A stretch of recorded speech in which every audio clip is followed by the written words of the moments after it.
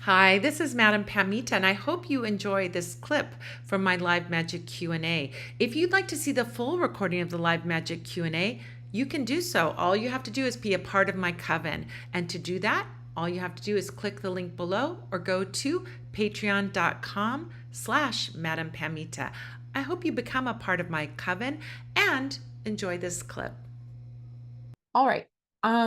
Carrie says, my mom has been living with dementia for a couple of years and has recently suffered a debilitating stroke. In her rare moments of lucidity, she tells me imploringly how she wants to and is ready to die. I am moving her in with me and will give her as much peace and love and joy that I can during her time left on earth.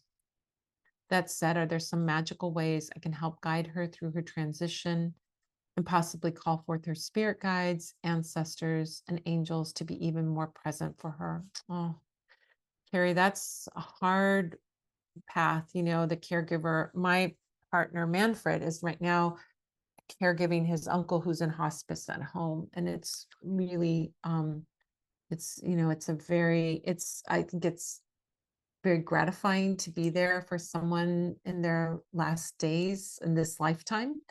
But it's also very, very hard work. So the first thing I would say to you, Carrie, is be very mindful that you are getting supported. As the support person, you need support. So whether that is getting hospice, if that's where we're at with this, or getting some caregivers, or getting um, support from family members, or hiring somebody to come in, anything, I think you want to really, you're now in charge of all that. And don't forget yourself, because you need to have some free time, some time to decompress, and be confident knowing that your mom is being cared for while you get away to go run an errand or do something. So make sure, I mean, you may have all that stuff already in place, but I just want to remind you um that is so, so important, so that you fill up your tank, so that you have lots more to give her, and you're more patient and more just have more energy to do all that you have to do. Now, one of the things I think we might have talked about, Carrie, but I don't know. But one of the things I always say about dementia, as people, get into their twilight years and they have dementia, what dementia, from a spiritual perspective, dementia really is like having one foot in the material world and having one foot in the spirit world. So people are distancing themselves when they have dementia, they're distancing themselves from the material world. There's almost a childlike quality to that process. If you think about little children who see fairies and who are magical and not really concerned. They're exploring the material world, but they're just getting to know it. Well, it's like the reverse is happening, where people are, when they experience dementia, are distancing themselves from the world, the material world that we operate in, right? So they might see hallucinations and see loved ones, which I believe is them seeing their spirits. They might mistake you for people of the past, or they might just be completely checked out. But this is that process of um going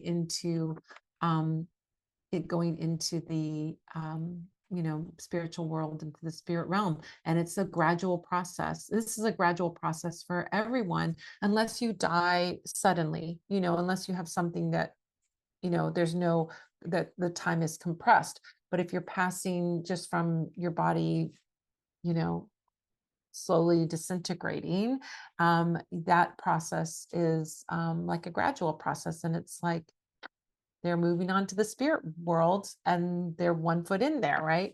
So I think it's something, it can be very, if we, think how magical and joyful it is with a little child, we can also find a little bit of joy in that person and their dementia, not being, um, not being 100% in the material world. So your question is, so that was a long ramble all about that, but it's something that's so fascinating to me. And I've been with both of my parents in hospice when they were in hospice. And I have, friends that are older, and, just being in having those experiences, I think are can be very special experiences, really special. There's something special in it, even in all the hardness of it. It's not easy. I'm not saying it's easier to walk in the park, but certainly that. So, are there magical ways that can help guide her through her transition and possibly call forth her spirit guides, ancestors, and angels to be even more present for her? Absolutely. I mean, they're probably real present for her if she is experiencing dementia and seeing them. I mean, then they're real present. So I would say, just like you do before you do any kind of spirit work at all, I always recommend having a little boundary, right? We're going to invite, you would say, you state what you want. I would like to invite my mother's spirit guides, spirits of the highest vibration, her ancestors, the people that love her, the spirits that love her. And her angels around her. I'd like to invite you to be here with her, to comfort her, to bring her peace. I mean, speaking that intention, I love it. We should all be doing that every day, right? But having that for ourselves, right? Be here to give her peace, to give her comfort, to give her protection, to help ease her transition, to make her know that she is being welcomed into the spirit world, that she will be welcomed by all of you, that she'll get to reunite with her loved ones, and be in this beautiful place. So I invite you to be here. You can even light a little angel candle if you want to light a little angel candle, if you can have a candle. I'm not sure if that's possible. She has oxygen. Obviously, you're not going to have a candle, open flame around that. But you can, light a little candle. If she likes scent or can tolerate scent, you could burn a little incense, or you could spray the cologne. We sell all of the colognes, and you could do spirit guide cologne and spray it around. It's beautiful scent. It's going to invoke all those spirits.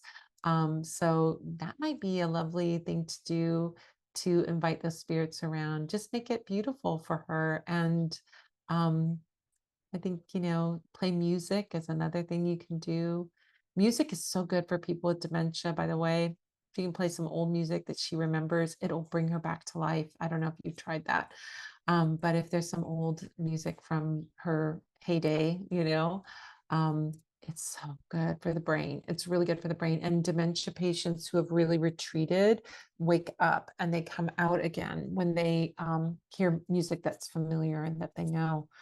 So music therapy would be really good too. Yeah. I send you so much love and so much blessings as you do this beautiful work for your mom. I think it's going to be a special time, hard work, but a special time for you.